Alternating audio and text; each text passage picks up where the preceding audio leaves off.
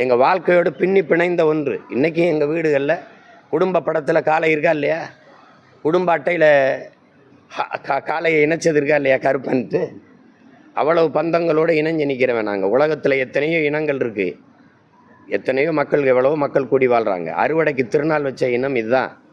ஆடு மாடுகளுக்கு பண்டிகை வச்ச இனமும் இதுதான். அப்போ எவ்வளவு நாங்கள் அந்த பின்னி பிணைஞ்சு வாழ்கிற அந்த வாழ்க்கை. அவனுக்கு இன்றைக்கி மேய்ச்சலுக்கு இடம் இருக்காங்கிறதானே கேள்வி. மேய்ச்சல் நில புறம்போக்குன்னு இருந்தது இருக்கா? மலை அடிவாரத்தில் நான் ஏன் ஆடு மாடு மேய்க்கூடாது?